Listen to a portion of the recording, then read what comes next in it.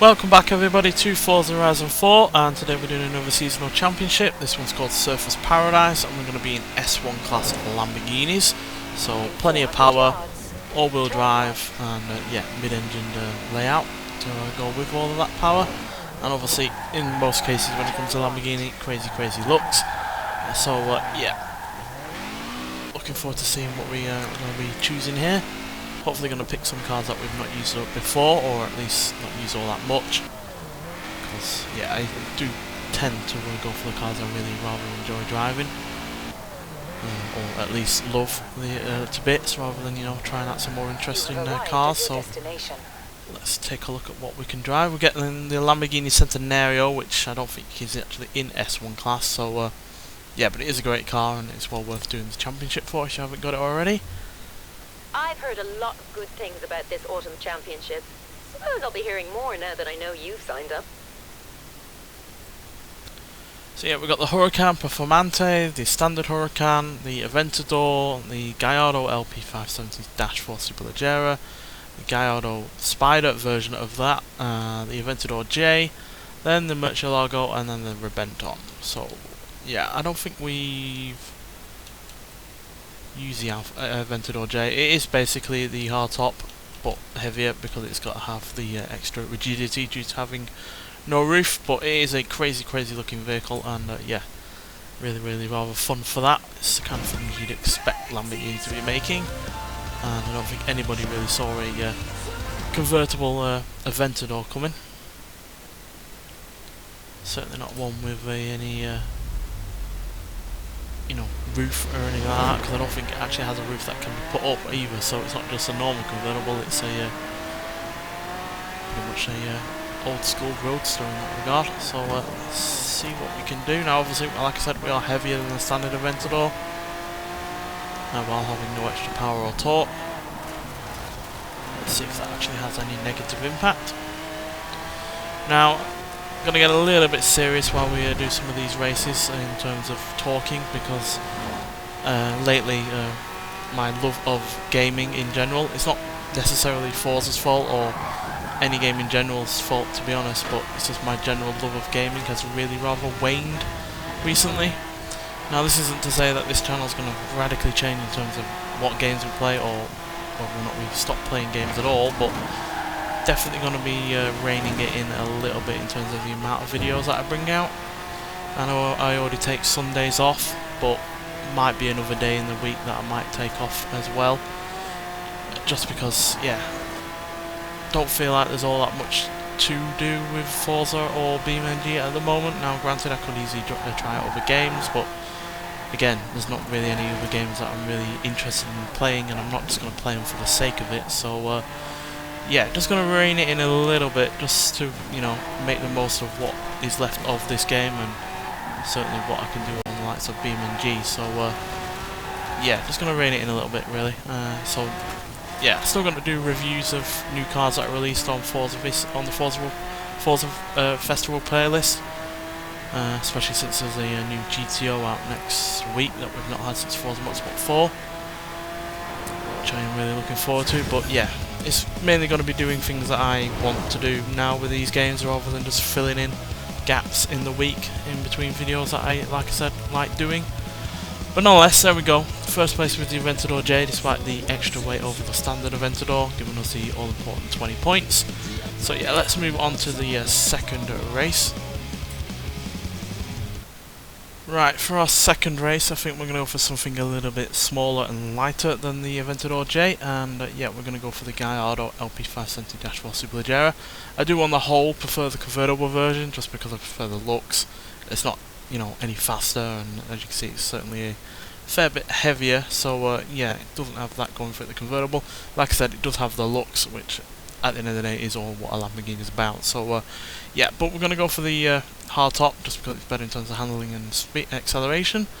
So let's see what it can do. Now obviously with scaling back videos in terms of gaming, that does not necessarily mean there's going to be less videos in general, because in the last year or so my love of film has exploded really. Obviously due to last year with everything that went on, I had more time on my hands, and yeah, as a result not only did my love of film grow, but my love of film collecting grew as well. And I know collecting physical Blu-rays and that lot might seem a bit old hat, especially if you're into your streaming services and all that lot, but my film taste is so varied and wide in scope and, you know, in terms of age as well. The oldest film I have is from 1933, for instance, that yeah, streaming services just do not cater to what I like most of the time. Now they're great for, you know, if you've never seen a film before and you want to just watch it on a streaming service, because you're not technically paying for it immediately, and therefore you get to try out something without any real cost to you, which is fine. It's great. It's how I found plenty of films that I love and own, is by doing that in streaming services. But yeah, just to put it into context, of the near 500 films that I actually physically own, only 23 are available on Netflix in the UK. So it's really rather, you know, an imperative on my part to buy them, because therefore, you know, I can watch them whenever I want and not have to rely on the streaming service having the right license or whatever like that, or it just disappearing without any word of warning. So yeah, and as a result of that, because my love of film has grown so much, I have wanted to talk about it some more and write reviews on a website called Letterboxd and all that lot, and yeah, it's become really a big focal point of my life at the moment, outside of work and doing this. So yeah, I really enjoy collecting films, talking about films, reviewing them, and obviously watching them. So if I get the equipment together at some point, then I definitely will want to be trying that out at some point. Now, like I said, there still will be gaming videos, still be Forza, you know, Forza Motorsport 7 and BeamNG, and hopefully when a new Forza game comes out, we'll definitely be doing that.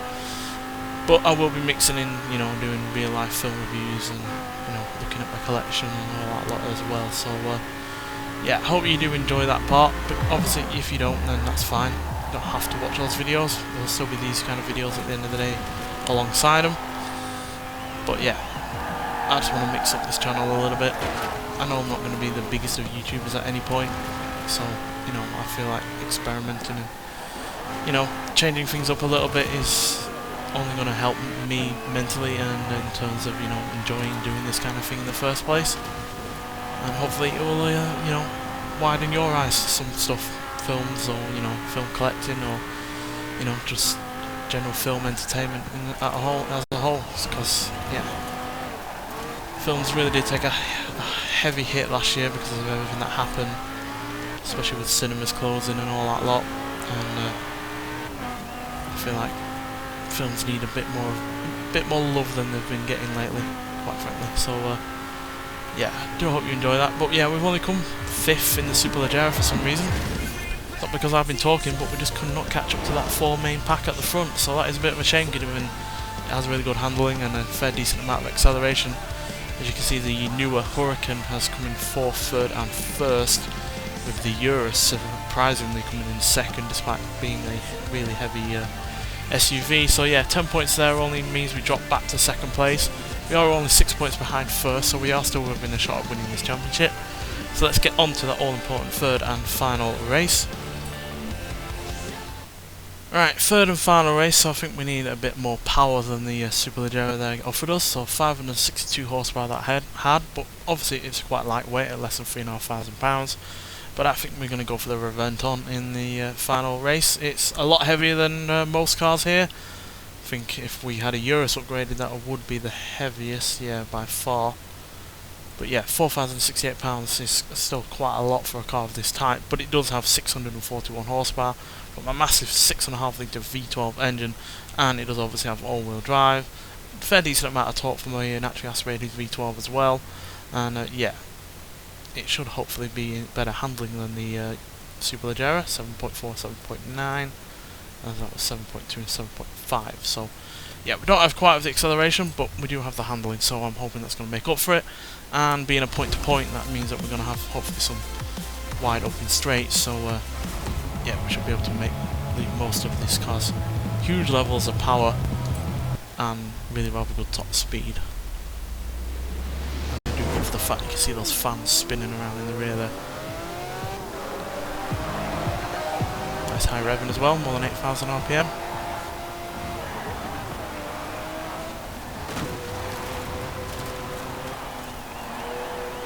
really see this as being basically the predecessor to the Aventador, really.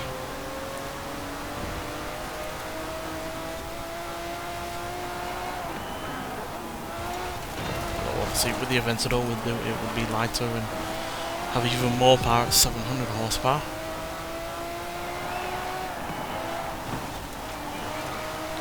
So yeah, if you like the idea of what I want to do with this channel in terms of mixing it up, then say so, and hell, even give me some recommendations for films that you love, or you think other people would like to see and hear about.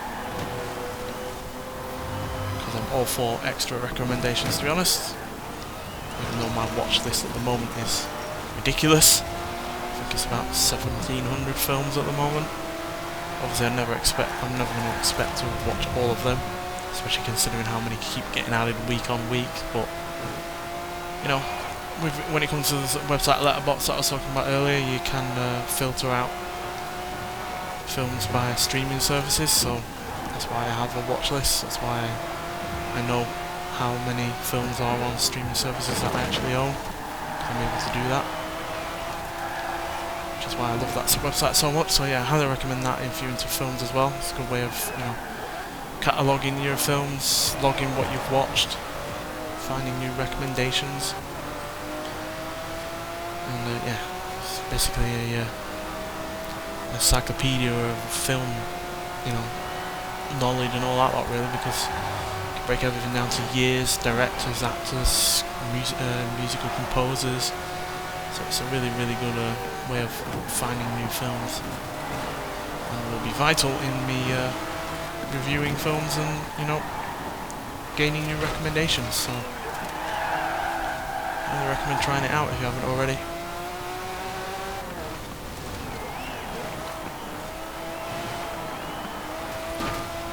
Venton is doing as well here.